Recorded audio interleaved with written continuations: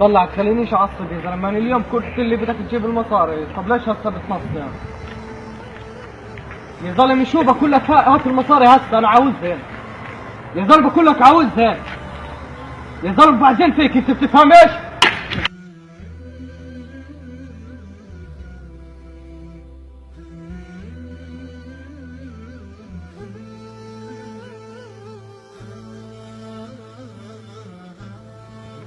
ولا شيء. ليش معصب؟ ولا شيء زلمه، خلص فيش شيء. ليش معصب؟ خلص يا زلمه حل عني اذا مش طايق حالي يا مش زلمه. شايف حالك زي مشرطح وماكل خوم؟ يا زلمه ما خصكش فيي، قم من هان. لك يا الله يا زلمه حرام عليك. ما خصكش فيي. حرام يا عم حالك. اسمع مش طايق حالي انا. ليش هيك عم شرطح حالك؟ خلص ما خصكش فيي، قم من هان. استغفر ربك يا زلمه. لا حول ولا قوه الا بالله. استغفر الله يا زلمه. اذكر الله يا زلمه عشان تروح تهدى يا زلمه. استغفر الله. حرام تعمل فيها الخراف. خلص رامي حل عني. استغفر الله بقول لك. استغفر الله. استغفر الله. استغفر الله يا زلمه، حرام تعمل فيها الخراف هذا.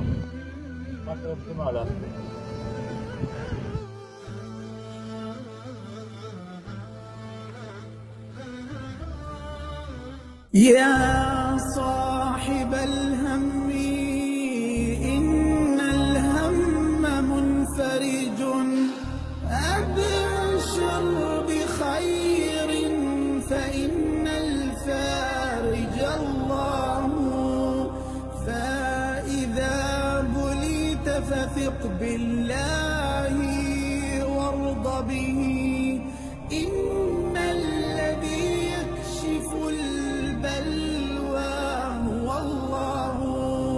يا صاحب الهم إن الهم منفرج، أبشر بخير فإن الفارج الله. الحمد لله والصلاة والسلام على رسول الله صلى الله عليه وسلم.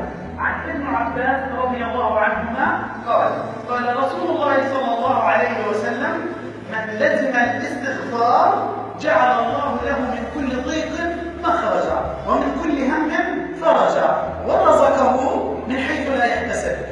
أحبابي في الله، من أذكار الصباح والمساء أن نقول: اللهم إني أعوذ بك من الهم والحزن ومن العجز والكسل ومن الجبن والبخل، وأعوذ بك من غلبة الدين وقهر الرجال.